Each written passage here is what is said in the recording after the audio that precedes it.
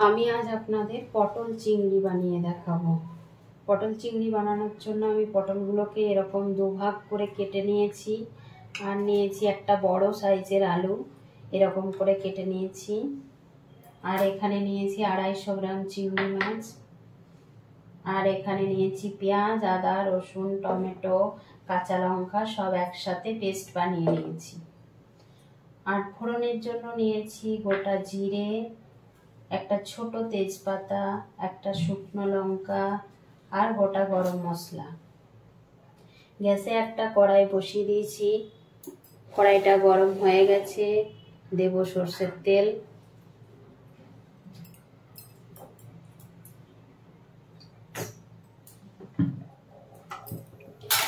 প্রথমে আমি চিংড়ি মাছটার মধ্যে নুন আর হলুদ মাখিয়ে নেব, তারপর ভেজে নেব চিংড়ি মাছটা।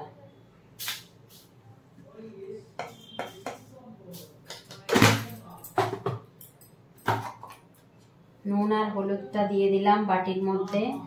এবার চিংড়ি মাছটা দিয়ে ভালো করে মাখিয়ে ভেজে নেব।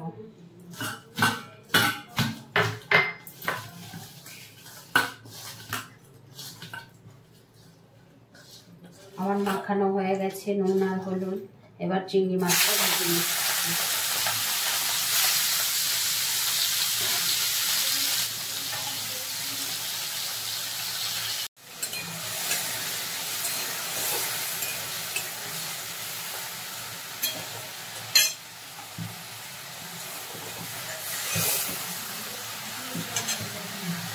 চিংড়ি মাছগুলো ভাজা হয়ে গেছে। আমি খুব বেশি ভাজবো না, হালকা করে ভেজে তুলে রাখবো। আমি তুলে নিয়েছি চিংড়ি মাছগুলো। এবার ওই তেলের মধ্যে আলুটা ভেজে নেব। আলুর মধ্যে একটু নুন আর হলুদ দিয়ে দেবো।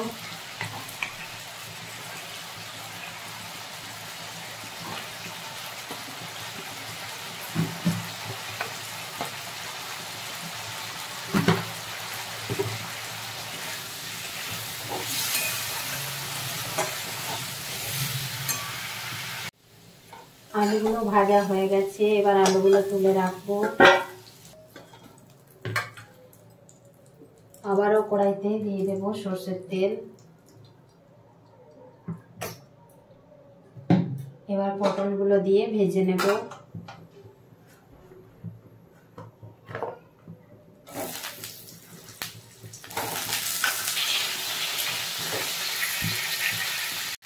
এই সময় পটলের মধ্যে একটু নুন আর হলুদ দিয়ে দেব।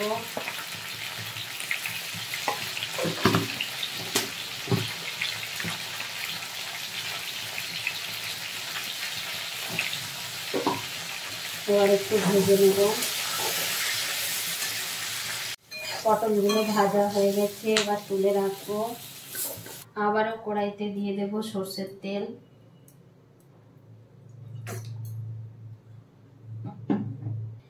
এবার ফোড়নে দেব একটা ছোট তেজপাতা, একটা শুকনো লঙ্কা, একটা দারচিনি, একটা এলাচ আর দুটো লবঙ্গ আর একটু জিরে।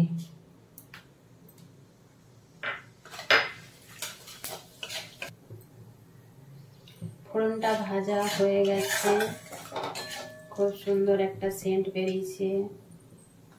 এই সময় আমি বেটে রাখা পেঁয়াজ, আদা, রসুন, টমেটো, কাঁচা লঙ্কা সব একসাথে বেটে রেখেছিলাম, এটা দিয়ে দেবো।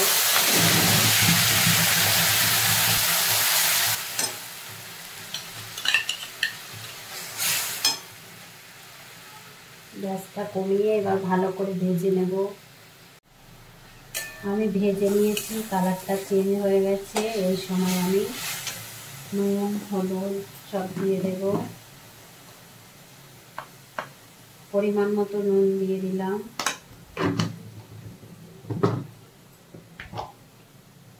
পরিমাণ মতো হলুদ গুঁড়ো দিয়ে দিলাম।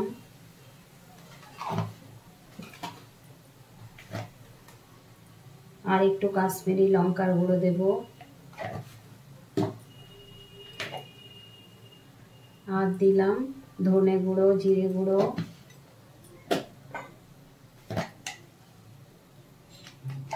আর অল্প একটু চিনি দেব।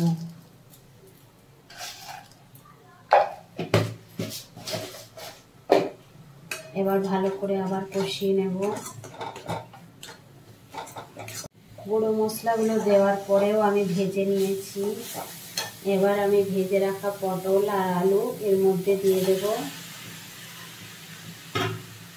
এবার কষিয়ে নেব একটু।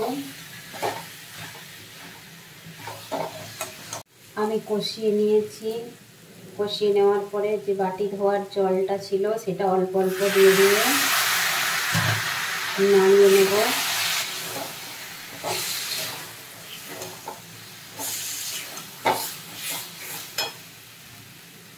আবারও অল্প অল্প করে দিয়ে দিয়ে নাড়িয়ে নেব।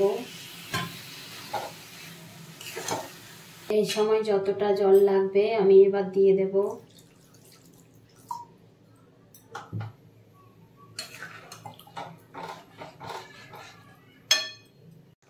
ঝোলটা ফুটে উঠেছে। এই সময় আমি চিংড়ি মাছগুলো দিয়ে দেব।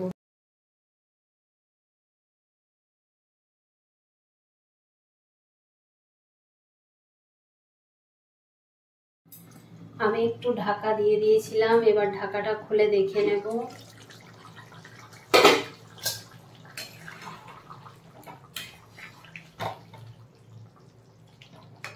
হ্যাঁ, আলুটা সেদ্ধ হয়ে গেছে। এবার একটু গ্যাসটা ফুল করে জলটা একটু শুকিয়ে নেব।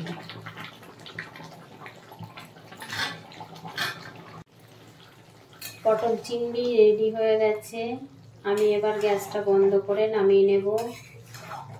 আমি যেরকম করে বানালাম সেরকম করে একবার বানিয়ে দেখবেন, খেতে কিন্তু খুব সুন্দর হয়। আমি নামিয়ে নিয়েছি, পটল চিংড়ি রেডি হয়ে গেছে। প্লিজ আমার ভিডিওগুলো যদি আপনাদের ভালো লেগে থাকে তাহলে লাইক, শেয়ার, সাবস্ক্রাইব, কমেন্ট করবেন।